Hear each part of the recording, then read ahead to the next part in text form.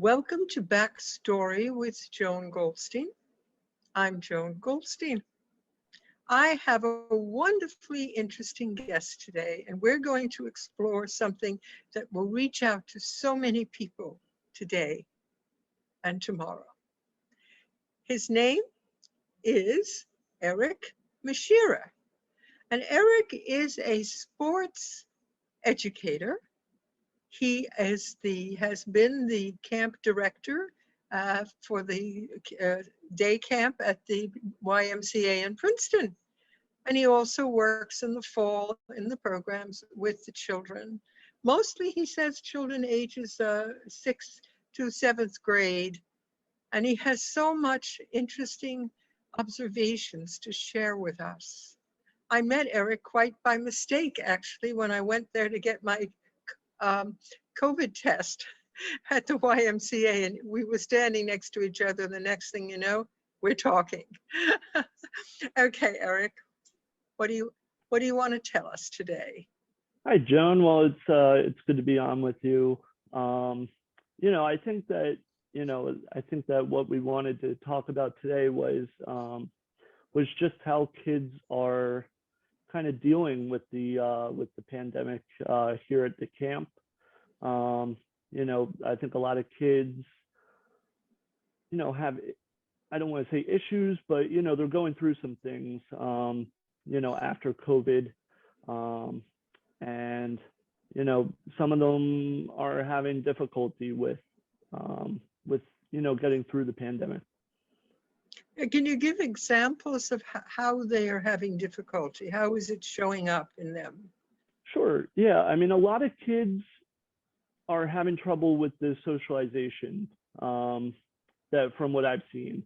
So a lot of kids, are bumping heads, not literally, but figuratively, bumping heads with each other.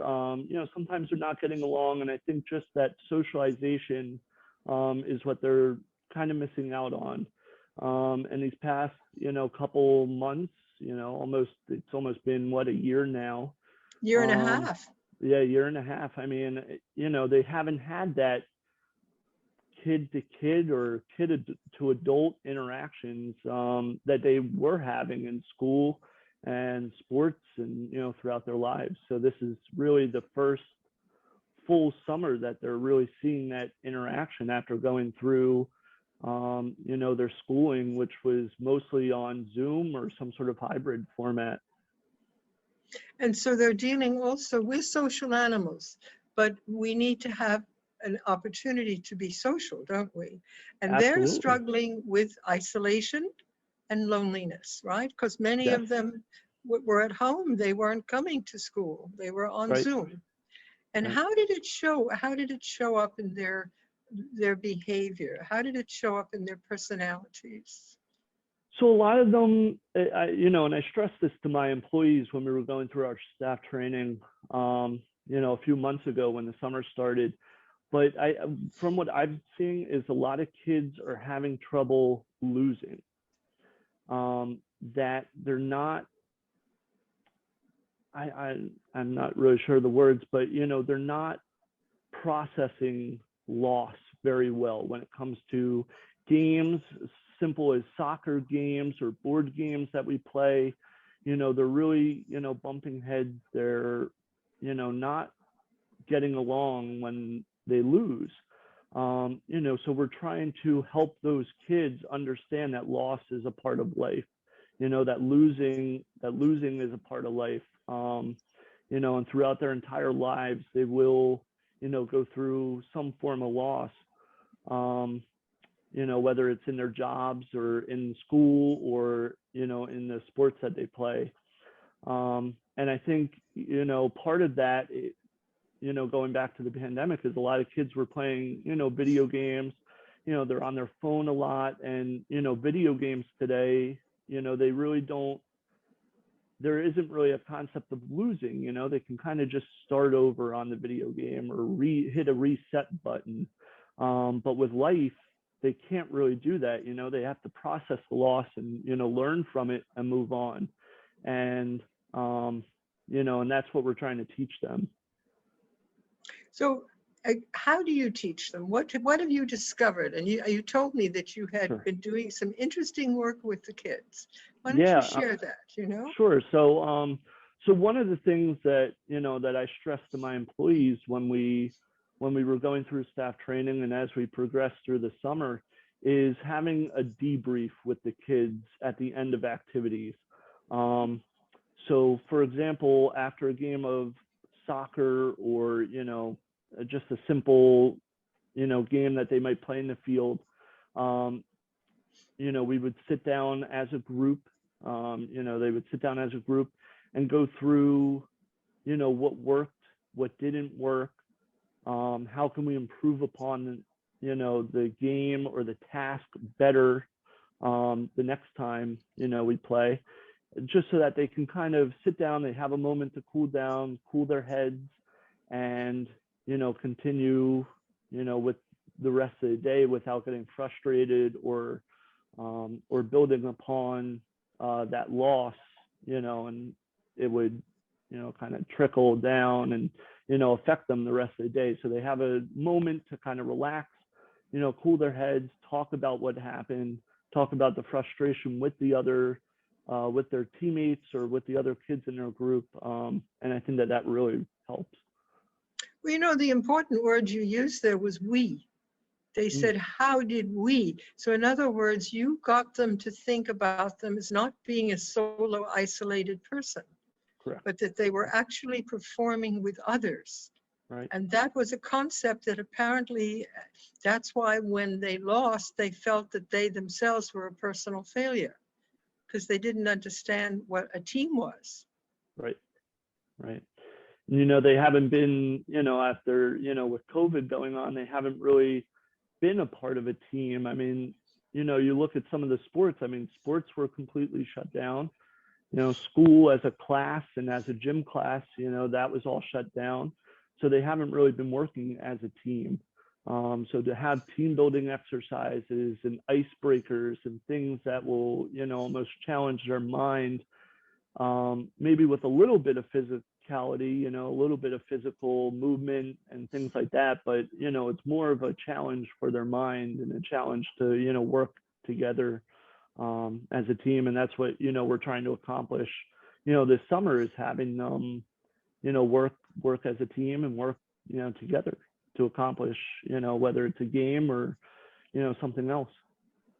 Isn't that interesting that, as human beings, we are social animals, but we have to be taught to be social animals. It just doesn't come without some learning going on. And some of that learning definitely comes through educational systems, through schools, all the things that got taken away from them in the past 18 months.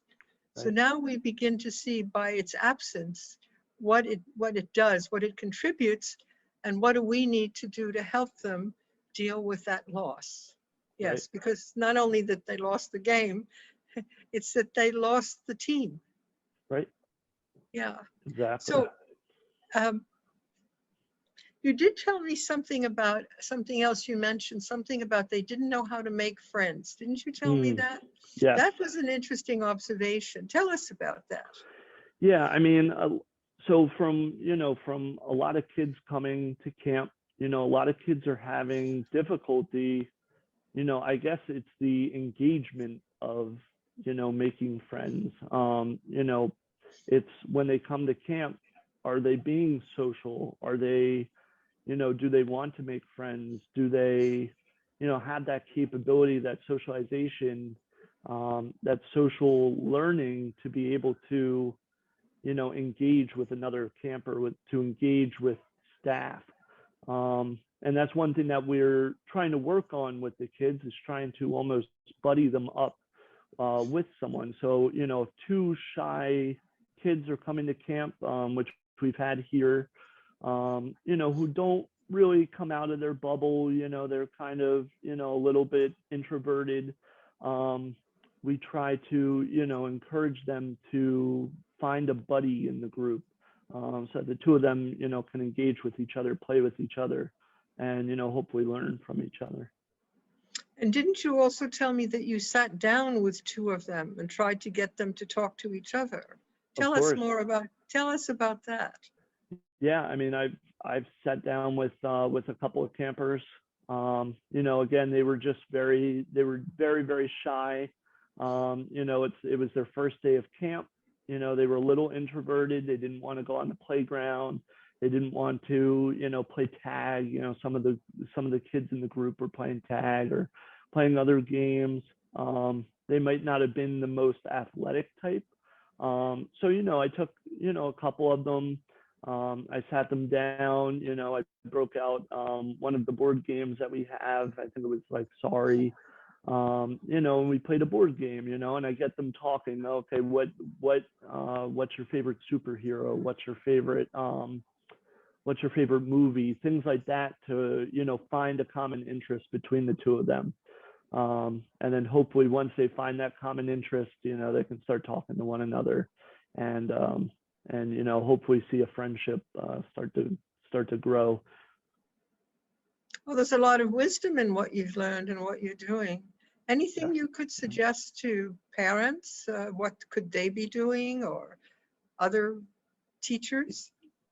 Yeah, sure. I think, I mean, from what I've seen and what I've known, I mean, with video games today and technology, I think if parents could have some sort of time where they can, you know, get their kids away from the phone, get their kids away from, you know, the TV, and, you know, have a family board game night or have a family game night, or, you know, go to the park and, you know, try to find another family that wants to do a similar activity, whether it's, you know, going on a hike um, or, you know, playing a game of soccer, basketball. I think that that's super important, where if families, you know, either came together or, you know, just one family coming together for a board game night, I think that that would be phenomenal. That way kids get to know the board games, and when they come in here to the Y, you know, they can play the board games and teach us the board games as counselors and staff. Very, very interesting. You know, it sort of jogged my memory when I was a little girl. I was apparently very shy. That's what teachers kept writing on my report cards. And so my mother first took me down to the Lower East Side and got me on the subway to the Henry Street Settlement House, where I studied dance and other types of acting activities, which apparently brought me out a bit. So in the summer, they had a summer camp on a farm. And I went to the farm. It was called Echo Hill Farm. And again, you see, I was very shy, but we would have breakfast in the morning, and we'd all sit at our tables together, and we would drink this wonderful hot cocoa, and they would get us to sing Negro spirituals. I learned all of these beautiful spirituals, and we would sing together. And singing together softened up somehow our sense of being isolated or being removed from each other. And so after we sat there singing all these songs, sometimes I feel like a motherless child. You know, I still remember the songs. Then we would volunteer to work on the farm. So all morning you worked on, I liked the potato field. That was my special love. And why did I like the potato field is because I discovered, and I didn't know this at being a city child, the potatoes grew under the ground. So you had to find them, you had to dig them up. And when I did, I saw that they lived like a family, big ones and then littler ones and little ones, all together, growing together. And I gave them names like Uncle this and Cousin this and so forth. And that was my fun way of building a family. I think that children need to be helped to feel connected, to know that they are connected. And shy kids, and lots of kids get more shy when they're isolated. The isolation makes them become more withdrawn. So you're working in a very, very sensitive area. And is there anything that you think you might want to do in the future in this respect? Yeah, I mean, I would love to be one of my future goals is to be, in charge of an entire YMCA facility, and have an impact on not only camp and not only, youth sports and youth in general, but having an impact on the aquatics program, having an impact on, the greater community, and helping serve, all the members of our community. And I think that's, I'm really, really looking forward to that aspect of it. And I think, this has only been, I believe, like around my 3rd month here at the Princeton Y. So, I'm really intrigued by how such a large part of the Y is rooted in the community here in Princeton. And I absolutely love that about, this building and this facility and just the YMCA in general. Well, that's a very important discovery that you're making, and it's an understanding of a goal. You see, the goal is to create community. Isn't Correct. that what you're saying? Yeah. Yes. Absolutely. And we are societies, we live in societies, but sometimes these societies can be isolating in their, as you said, kids just sitting and looking at something, but Sure. not talking to anybody or not connecting with anyone. So you have a big job on your hands, and yet you're being very creative and understanding Yep. of how to make this happen, you see. Sure. And Yeah, I find that interesting. Go on. And well, I can't take all the credit here. I mean, I also want to, give a big shout out to all my staff, and they're the ones that really, make the greatest impact on the kids, because, I have oversight of the entire camp, and, and I get to talk to the parents, and I have that portion of it, but they're with the kids, 100% of the time.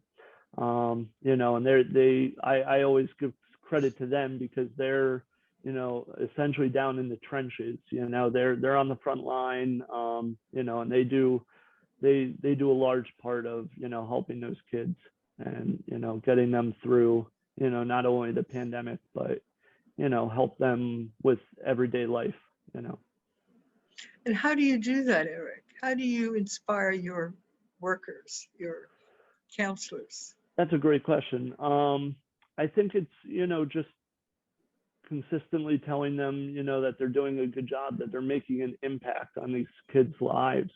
Every day, when they come in, kids go to them, kids run up to them and they say, "Oh, hi, Miss So-and-so, hi, Mr. So-and-so," and, I think that at least I hope that, they get a sense of pride and joy, working with these kids, and, that knowing of them making an impact on their lives, and changing their lives for the better.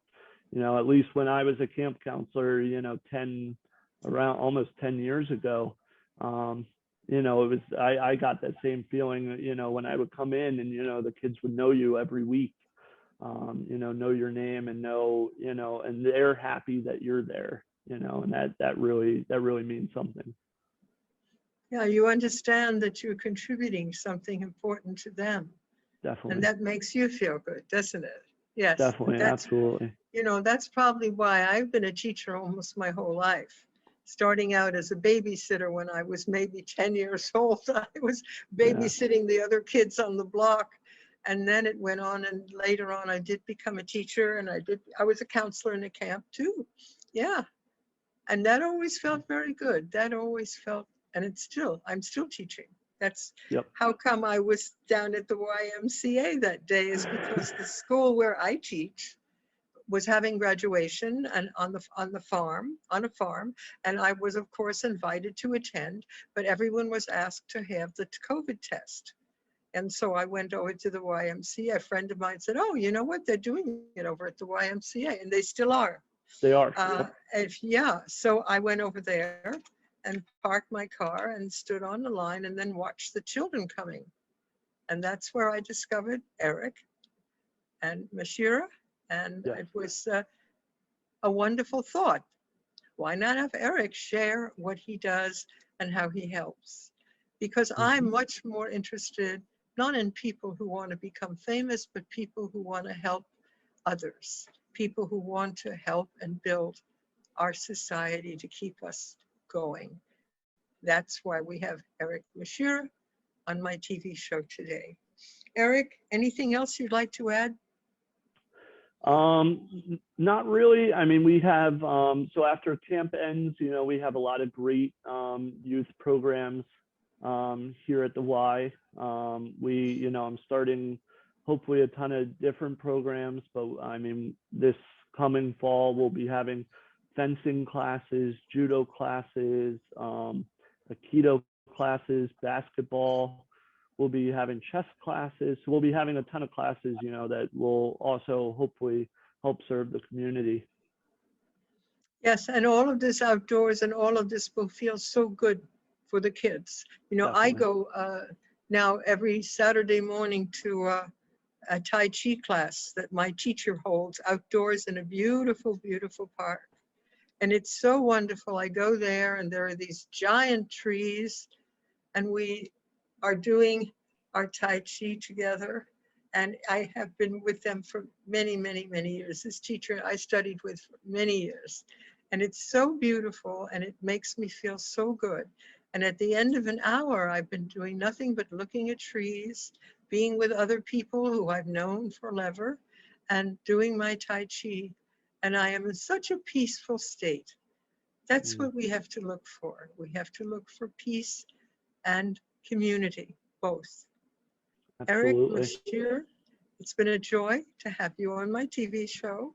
Maybe you'll come back again in the fall and tell us what Sure. new developments are going on, what you've Absolutely. discovered, and we can learn from each other how to have a happier society. So thank you so much, Eric, for coming to Backstory with Joan Goldstein. Thanks for Goodbye. having me on. My pleasure. Thank you so much.